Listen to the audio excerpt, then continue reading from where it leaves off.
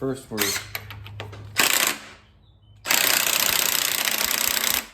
he really put this crank pulley on, buddy. So much so that I gotta pull out a special tool, and I hope the old snap-on impact doesn't let me down, hurt my feelings.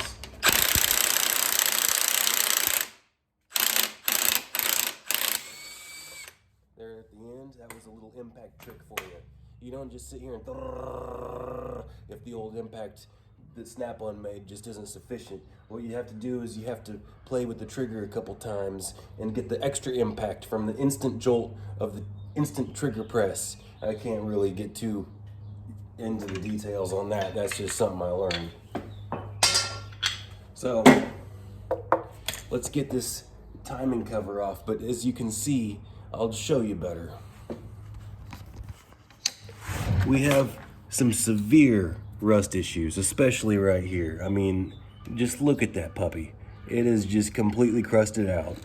So, I mean, look at this oil flow control valve. It's that bad boy is just gonna have to be replaced. I feel like I'm just gonna touch it and it's gonna break in half. So I don't know why this thing is so rusty for being 2013, but we have to pay extra close, cautious attention to not strip these bolts out, because then we're gonna have a bad time. So what we're gonna wanna have to do is, you know, in this particular case, I've told you this before, but you probably haven't watched but one of my videos, most of y'all. We're gonna wanna take a pick, right? This is a cheap one, but I'm just using it for cheap things. See, look, I'll show you why you don't want cheap tools. Let's look at how crummy, junky, just absolute maddening it is to use crap tools. Look, it's just, you're trying to do something and then things floating around in the handle. Look at this. I'm gonna hold the tip here. I'm holding the tip with some side cuts. I bet you I could pull the thing out.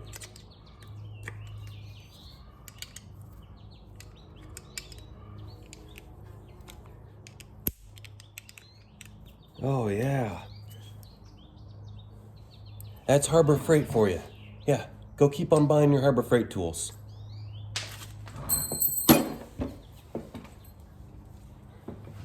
What am I gonna do with that? All right, what you want, even though it's bent and it's not a really good example for a quality tool, you want a Matco or a Snap-on or a Mac or something like that.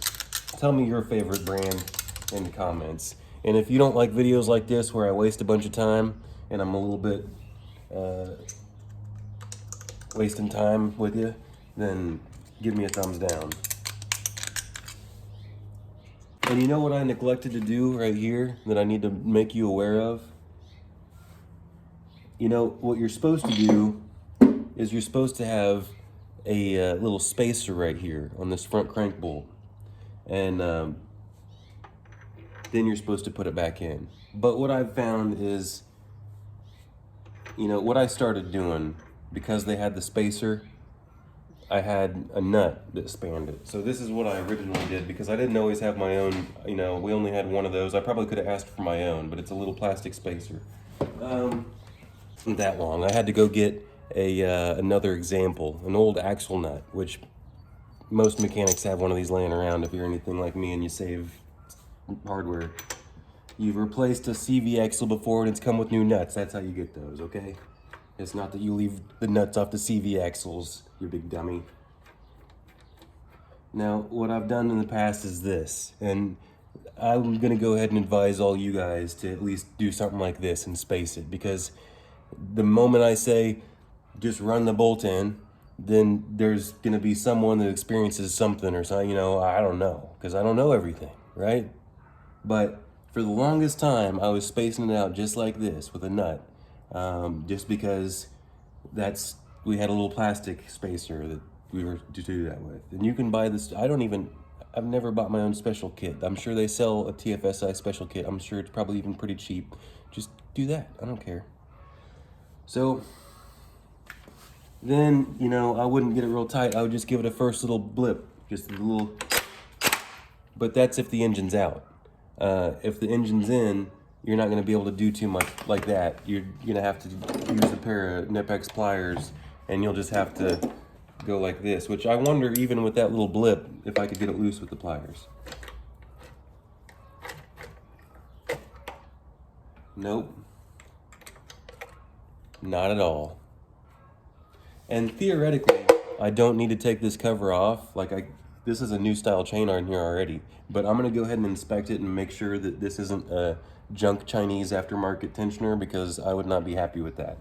And I can show you how to get these rusty, crusty T30s out, which after I picked this one, I don't even think there's T left. I think it's just a 30. So, as I was saying earlier, I hope I made my point clear on that and everyone's fully informed. So, I just run the bolt in, but from that, you know, for the longest time I was using a nut, but now I just run the bolt in, but I don't hammer it in there very tight. I probably didn't even need to get it this tight, because like I was explaining,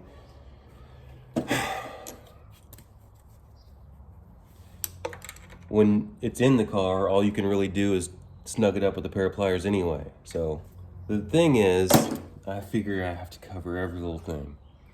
The thing is, this gear right here is independent. It's completely independent, right? I'll probably go ahead and make sure that the balance shaft chain on this as well, and we'll talk about the balance shaft and the independent gear whenever I get in there. So if I don't, remind me, which I will, because I just reminded myself by telling you to remind me.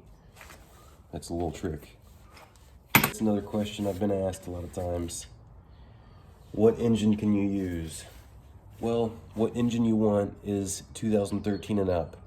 Nobody should be buying the 2009 to 2012 engines. If you're buying an engine, you should spend a little bit extra money and get a 13 to 15, 16, 17. It's depending on the car. A Q5, I believe, went the longest into 2017 with this engine. Someone can correct me, it might be 16. But one of the cars went into 17. Let's take this off. So where I was going with that, I gotta finish that thought as well, is, yeah, it's flex fuel with the flex fuel aluminum manifold, but, I got it over there when I'm not showing you. But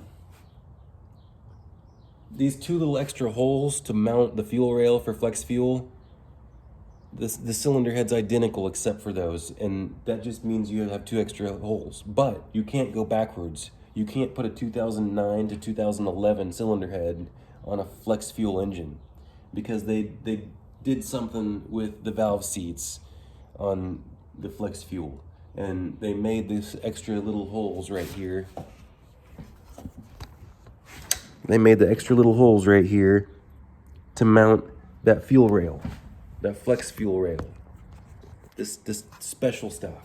So I hope I made that clear as well. And if I didn't, go back and listen to it again, because I'm pretty sure I did. What were we doing? Getting this off? Let's do it then.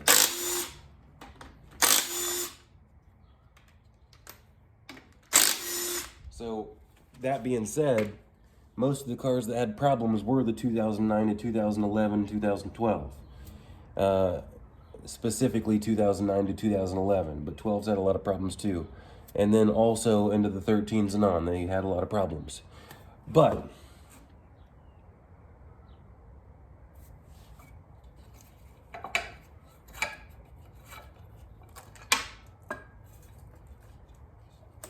you know what would be another good idea? Whenever you take this off, even though these have never leaked so far, this is a common problem with VW. And by the time you take it off like this, the gasket's pretty much smashed and used and abused, and it's hot and it's cold and it's bipolar and it's ready to be changed. And if you take it off and play with it, it's probably gonna fall apart in I don't know, this is 190,000 miles, so we'll try. I don't care about this gasket. You think I care about this gasket?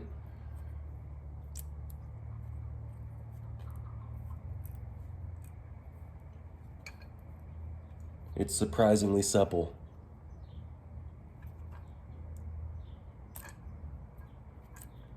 All right. You know what? We're gonna try to reuse this. No, we're not. Are you silly? All right. Now we're gonna take this timing cover off. So how are we gonna go about this? Well, we can't just haphazardly put tools on it and then hit impact triggers. Or can we? We have to figure out if it's gonna fall apart in the tool first. So what we're gonna do is we will get the T30 on a 3/8 drive. We will get the sledgehammer. And remember, we already cleaned it out, reamed it out with a Harbor Freight pick and then a Matco pick. That's pretty solid. It feels like it's gonna do the trick, and that's the rustiest, crustiest one I see. So we're just gonna go straight to hammering with the impact. After we just got done hammering with the hammer. Why do we do that? Because it was rusty and we need to push it into the rust. It came out just beautifully. So, you know, I'm not gonna need this for anything, but I might as well just go ahead and show you while I'm going through all the preliminaries.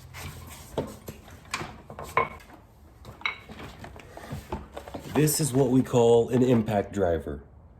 This is what you're gonna wanna use if it felt like there was just a little bit too much going on. I'm being careful with my words. But if you're too scared, let's say you don't want to take the chances of stripping it out, and you have the access to use this tool, it's not ever going to be a bad idea. But what I want you to include in this toolkit is the valve grinding compound.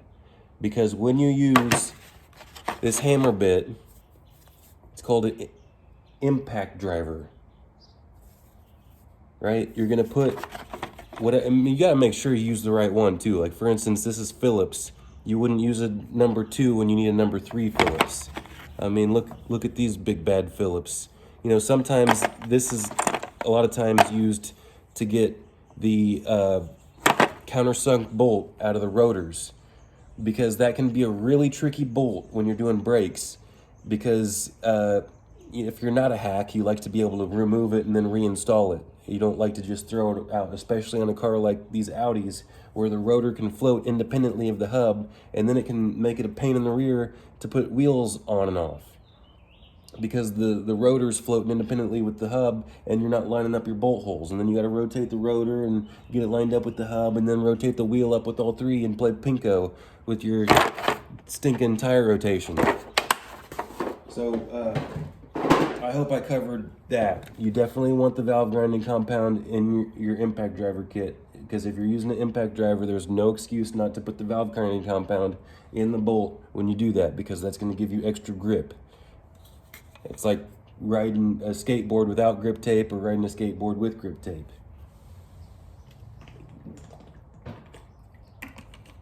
Now, what we're going to do is we're just going to go ahead and show you. Because this video is just me burning time. Because I want to watch it. So, first off, we're going to make sure that the bit is clean. And look at that beautiful T30 bit. You know, it really was a T27, but I haven't had a need for a T27 in ages, and it was bent and twisted over, and I don't have a snap-on guy anymore, so I put a Milwaukee T30 in it. So if you didn't know, you can go to your little welder and put a little tiny bead of weld on one or two sides of your bit, and then file it off just perfect to where it has a little bit of resistance, and then you can smash it in your vise or carefully take a hammer and tap it down, and you can have high quality bits in just about whatever quarter drive socket you got. Quarter drive, half inch, whatever takes the bit is what I'm saying. So then you're going to want to put the valve grinding compound on the bit, just like so. You can be liberal with the valve grinding compound. And then you're going to want to insert it, and then you're going to want to take your hammer, and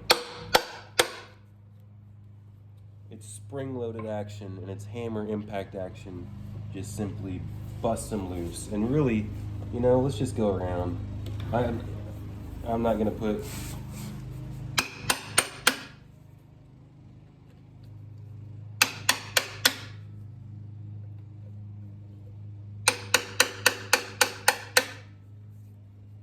it's not a bad idea, really, if you think about it.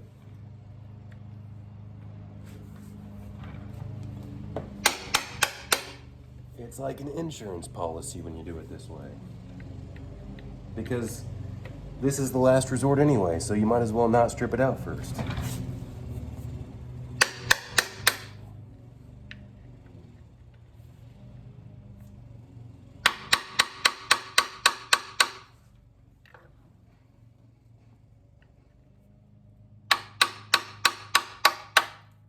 Actually might have needed it for that one.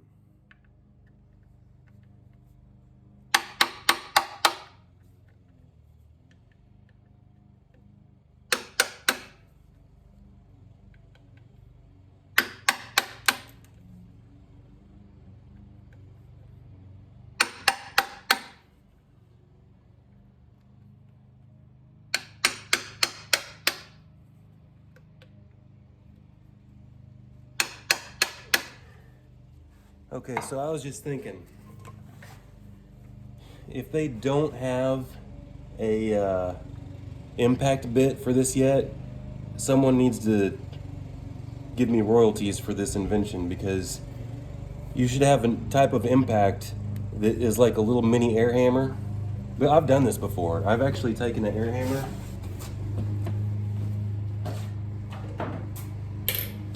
with a hammer bit. I've taken an air hammer with a hammer bit and gone in the back of this, and then held this right. But if I had a little fancy handle on here and a little battery powered impact driver, that I would hold this with the handle out here a little bit, and then I would just the battery powered tool or some little tiny pneumatic tool would just be a hammer, just like what I was doing with my hammer, and you could just go pop, pop, pop, pop, pop, pop, and that's really the best way. Because if you just have, yes, you can use your force and from your arms and whatnot to push it in, and you're still getting the impact jolt, right? But when you move over to this type of impact driver, you're getting more of the jolt with the push at the same time. Does that make sense? Instead of hitting the trigger and just jolting, what happens when you just use this regular impact is, despite you pushing into it, if you just hold it there and keep on jolting, it has a tendency to hop out. And then as soon as it wants to hop out just a little bit, even though you're pushing into it, that's when you get the stripping action. But you have a lot more control. Maybe that would take away some of the control. Maybe that's why it's not on the marketplace yet. But you have a lot more control over the busting of the loose of the fastener when you're primarily doing the hammer and the spin at the same time. That's how this works. So maybe one day they'll come up with a different type or design or slimmer fashion, so you don't have to do it like a caveman. You're sitting here, boom, boom, boom. I like hammers. Fix things, vice grips. Okay. Back to work.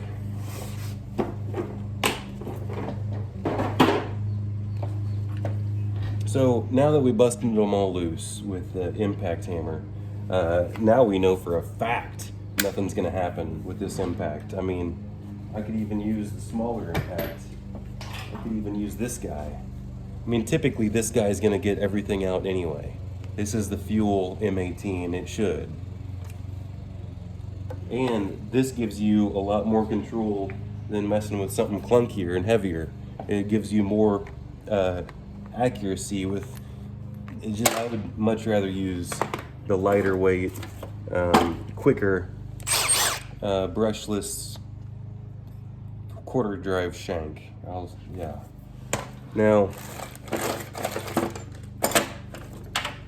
there we go. I just dropped my socket and I'm not going to be able to concentrate until I get my dropped socket back.